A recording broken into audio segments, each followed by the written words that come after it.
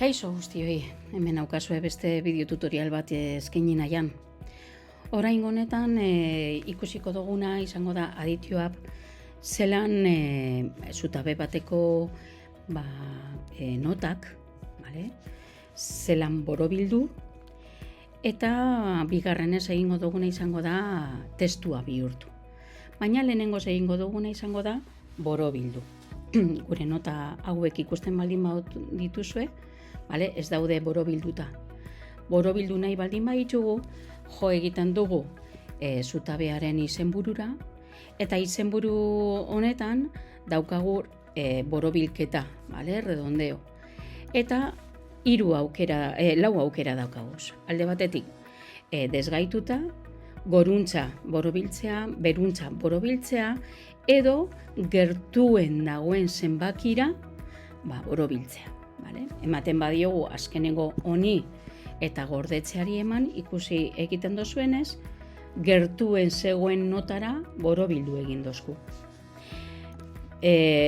Goruntza borobiltzen baldin badugu, bat ipintzen badugu, ikusten baldin badozue egiten dagoena da, goruntza borobildu. Baina ematen badiogu 0,5, borobilketan, egiten dagoena da gehitu, hamartar bat. Hori izango litzateke, borobilketaren trukua, beti. Zutabearen izenburuan, borobilketa, eta ematen diogu borobilketari.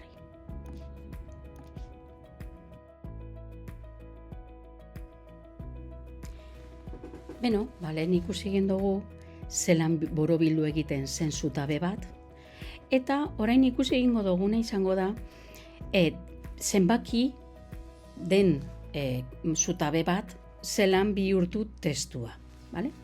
Horretarako lehen bezala jo egin behar dugu zutabearen izenburura.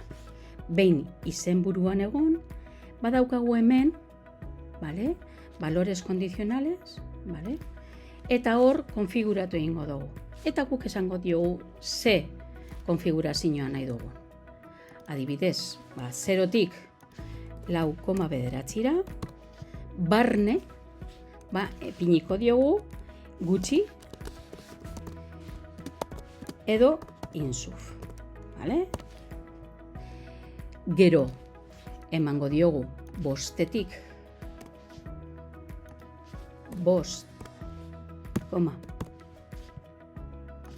netara, barne, eta ipiniko diogu nahiko,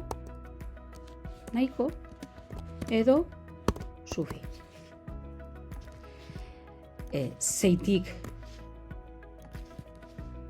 6,9, barne, eta ondo, bien. Urrengoa izango litzateke 7tik, kasu honetan 8,9, barne, eta esango diogu oso ondo edo notable. Eta azkenik 9tik 10ra, barne, esango diogu bikain edo sobresaliente.